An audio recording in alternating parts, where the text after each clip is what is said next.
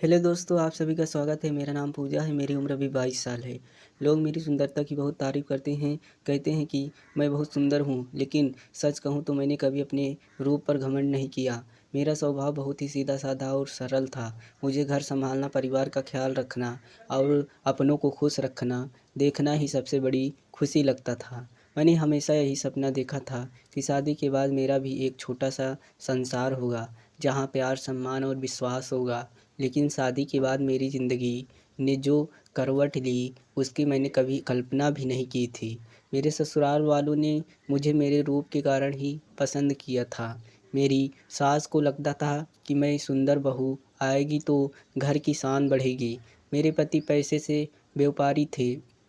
शादी से पहले ही मेरी ससुर जी का देहांत हो चुका था और मेरी इकलौती ननंद की भी शादी हो चुकी थी। शादी के बाद जब मैं इस घर में आई तो कई मैंने पूरे मन से अपनी जिम्मेदारियां निभानी शुरू कर दी थी। सुबह-सुबह की बात है, सुबह सबसे पहले उठना, घर की साफ़ सफाई करना, रसोई संभालना और सास की हर बात को मानना, यही मेरी दिनचर्या बन गई थी।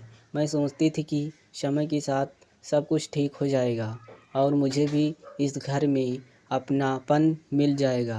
मेरी शादी को कुछ ही महीने हुए थे कि मेरी सास ने मुझसे साफ शब्दों में कह दिया था कि उन्हें जल्दी से पौते का मुंह देखना है।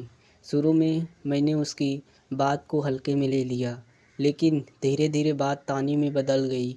हर दिन कोई न कोई इशारा या कटाव सुनने को मिल रहा था।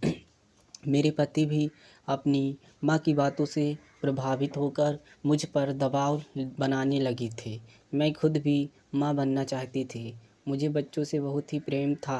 मैं भी चाहती थी कि कोई न कोई मुझे माँ कहकर पुकारे, लेकिन कई बार कोशिश करने के बाद भी जब मैं गर्भवती नहीं हुई तो घर का माहौल बदलने लगा था। सास की नज़रों में मैं अधूरी थी और पति की नज़रों में दोषी। एक दिन मैंने हिम्मत करके अपने पति से कहा कि मैं किसी अच्छे डॉक्टर से जांच करवा लेनी चाहिए ताकि सही कारण पता चल सके। मेरी बात सुनते ही हुए वह गुस्सा से भर गए। उन्होंने मेरा हाथ कसकर पकड़ा लिया और बोले, या तुम यह कहना चाहती हो कि मुझ में कोई कमी है? समस्या है तुम में है, इसीलिए जांच भी तुम ही करवाओगी, मैं नहीं। उस दिन मुझे अब बहुत ही अपमान महसूस हुआ, लेकिन मैंने फिर भी चुप रहती रहती है बेहतर समझा। कुछ दिनों की बात, मैं अकेली ही एक महिला डॉक्टर के पास गई। वहाँ पूरी जांच के खिलाफ हो गई। उन्होंने साफ कह दिया कि अगर मैं माँ नहीं बनी सकती तो वह अपने बेटे की दूसरी शादी करवा देंगे। यह सुनकर मेरे पैरों तले ज़मीन खिसक गई। मैं रोती रही, गिड़गिड़ाती रही, लेकिन किसी को मुझ पर तरस नहीं आया। मेरी शादी को 2 साल भी हो चुकी थी और इन 2 सालों में मैंने जितने आंसू बहाए थे उतने शायद कभी ज़िंदगी में नहीं बहाए थे। मैं अपने माता पिता को भी सच नहीं बता पाती थी क्योंकि मेरी छोटी बहन की शादी बाकी थी।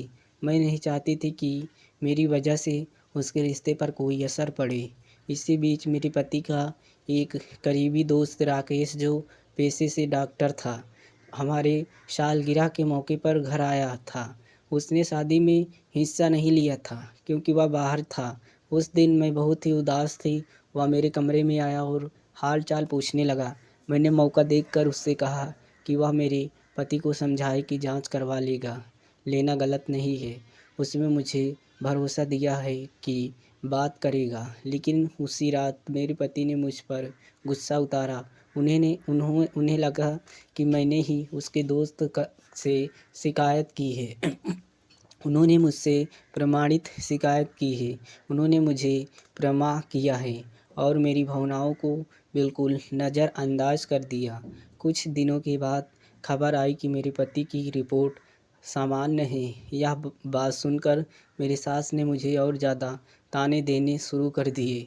अब वह खुलेआम दूसरी शादी की बात करने लगी थी। मैं अंदर ही अंदर टूट चुकी थी, लेकिन फिर भी उम्मीद नहीं छोड़ी। मुझे लगा शायद समय सब ठीक कर देगा, पर मेरी सास अब खुलकर मेरे पति की दूसरी शादी की बात करने लगी थी। घर में जब भी कोई रिश्तेदार आता तो इशारों में मुझे ही दोषी ठहराया जाता। मैं सबके सामने सिर झुकाकर खड़ी रहती थी, क्योंकि मेरे पास अपने बचाव में कहने के लिए कुछ नहीं था। मेरे पति भी दिन प्रतिदिन मुझसे दूर होती जा रही थी।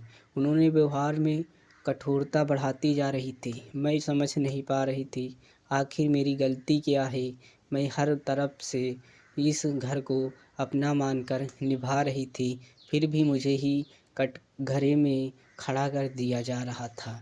इसी बीच एक दिन मेरे पति के वही डॉक्टर दोस्त राकेश अचानक घर आए।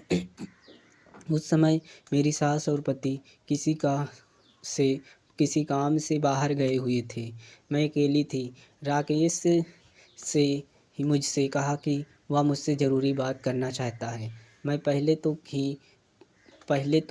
की, लेकिन उससे भरोसा दिलाया कि बात मेरे भले पति के पास न जाए। वह बोला, पूजा, मैं तुम्हें सच बताने आया हूँ। तुम्हारे पति पूरी तरह स्वस्थ हैं, लेकिन समस्या कहीं और है। मैं उसकी बात सुनकर चौंक गई, क्योंकि पहले तो उसने ही सास को फ़ोन करके कहा था कि सब सामान्य है। मैंने उससे पूछा कि वह आखिर कहना क्या चाहता है। तब उसने कहा, कई बार मानसिक तनाव की वजह से भी ऐसी जैसी स्थिति बन जाती है और अगर घर का माहौल ऐसा ही रहा तो तुम्हारी ज़िंदगी बर्बाद हो जाएगी। उसने धीरे धीरे बातों को मोड़ते हुए कहा कि अगर तुम चाहो तो इस स्थिति से निकलने का एक रास्ता है। उसकी बातों का लहजा मुझ पर एहसज कर रहा था। मैंने उसे साफ कहा कि मुझे किसी गलत रास्ते की ज़रूरत नहीं है, मैं पति के साथ ही रहना चाहती हूँ। राकेश ने मुझे समझाने की बहुत कोशिश की कि अगर मैं माँ बाप बन जाऊँ तो सब ठीक हो जाएगा और किसी को कुछ पता भी नहीं चलेगा। उसकी बातों के मतलब अब मुझे साफ समझ आने लगा था। मैं घबरा गई और उससे जाने के लिए कहा। वह मुस्कुरा कर बोला, सच सच लो पूजा, सोच लो। तुम्हारे पास ज़्यादा समय नहीं है। अगर दूसरी शादी हो गई तो तुम्हें इस घर से जाना पड़ेगा। जाइए, मैं कोई गलत कदम नहीं उठाऊंगी। लेकिन यह कहकर वह चला गया। उसके जाने के बाद मेरा दिल ज़ोर ज़ोर से धड़क रहा था। मैं समझ चुकी थी कि वह मेरी मजबूरी का फ़ायदा उठाना चाहता था। मैंने तय किया कि चाहे जो हो, किस्मत ने मेरे लिए एक और कठिन मोड़ तैयार कर रखा था। कुछ दिनों बाद मेरी सास ने मेरे पति के लिए एक लड़की पसंद कर ली और उसके घर बात भी पक्की कर दी। मुझे यह खबर ऐसा लगा जैसे मेरे पैरों तले से ज़मीन खिसक गई हो। मैंने बहुत विनती की, एक बार फिर से यही सही डॉक्टर से जांच करवा ली जाए, लेकिन मेरी बात किसी ने नहीं सुनी। मेरे पति को भी बुलाकर सास ने कह दिया कि अगर मैं मां नहीं बन सकती तो वह अपने बेटे को दूसरी शादी ज़रूर करवाएंगे। उस दिन मेरे पिता की झुकी रात नाद में रहने लगी थी। तभी एक दिन जब घर के सभी लोग बाहर गए हुए थे, राकेश फिर मुझसे बात करने आया। उसने फिर वह प्रस्ताव दोहराया और कहा कि अगर मैंने उसकी बात मान ली तो सब ठीक हो जाएगा। मैं अपनी आत्मसम्मान के साथ समझौता नहीं, नज़रें और कांपते हुए हाथ देखकर मेरा दिल रो उठा।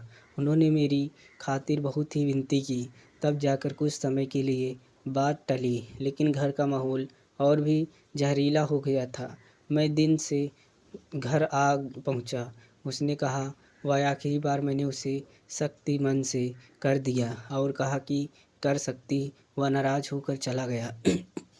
लेकिन जाते जाते कह गया था कि अगर मैंने उसकी बात नहीं मानी तो वह ऐसा सच बताएगा जिससे मेरा घर टूट जाएगा। उसकी धमकी ने मुझे अंदर तक हिला दिया, लेकिन मैंने तय कर लिया था कि चाहे जो हो, मैं गलत रास्ता नहीं चुनूंगी। मुझे नहीं पता था कि आगे क्या होने वाला है, लेकिन मैं इतना ज़रूर जानती थी कि अब मुझे डर कर नहीं, बिल्कुल सच का सामना करके ही जीना होगा। राकेश की धमकी ने मुझे भीतर तक हिला दिया, लेकिन मैंने मन ही मन निश्चय कर लिया था कि अब मैं डर डर कर निर्णय नहीं लूँगी। मैं जानती थी कि यदि मैं एक बार फिर झुक गई तो सारी उम्र अपने आप से नज़रें नहीं मिला पाऊँ। अगले कुछ दिन बहुत ही तनाव में बीते। घर में दूसरी शादी की तैयारी की चर्चा चल रही थी, फिर से होने लगी। मेरी सास अक्सर फ़ोन पर किसी से धीमी आवाज़ में बात करती और मुझे देखती ही चुप हो जाती। मेरे पति भी मुझसे लगभग बात करना बंद कर चुके थे। मैं अकेले कमरे में बैठकर अपने भाग्य को कोसती रहती, पर भीतर कहीं एक उम्मीद अब भी जिंदा थी कि सच एक दिन ज़रूर सामने आएगा। इसी बीच एक दोपहर जब घर के सभी लोग बाहर गए थे, राकेश अचानक फिर आ गया। उसके चेहरे पर अजीब सी बेचैनी थी। उसने आते ही दरवाज़ा अंदर से बंद कर लिया और कहा कि आज वह मुझे पूरी सच्चाई बताएगा। मैं घबरा गई और उसे दरवाज़ा खोलने को कहा। वह बोला, पूजा, तुम समझ क्यों नहीं रही हो? तुम्हारी पति मानसिक दबाव में है और वह सच कभी स्वीकार नहीं करेगा। अगर दूसरी शादी हो गई तो एक और लड़की की ज़िंदगी बर्बाद होगी। तुम ही सब ठीक कर सकती हो। मैंने दृढ़ आवाज़ में कहा कि मैं किसी भी गलत रास्ते से अपने घर को नहीं जाना चाहती थी। तब वह अचानक अपना असली चेहरा दिखाने लगा। उसने कहा कि वह मुझे बहुत ही पसंद करता है और मुझे पाने के लिए कुछ भी कर सकता है। उसकी आंखों में एक अजीब सा लालच साफ दिखाई दे रहा था। मैं समझ गई थी कि उसका उद्देश्य मेरी मदद करना नहीं, बल्कि मेरी मजबूरी का फ़ायदा उठाना है। मैंने तुरंत दरवाज़ा खोलने की कोशिश की, लेकिन उसने मेरा हाथ पकड़ लिया और कहा कि मैं इतनी आसानी से तुम्हें नहीं जाने दूंगा। और उस पल मुझे अपनी आत्मसम्मान और सुरक्षा की चिंता हुई। मैंने पूरी ताकत से उसको हटाने की कोशिश की। कैसी लगी कहानी? आशा करता हूँ कि कहानी आपको ज़रूर पसंद आई होगी।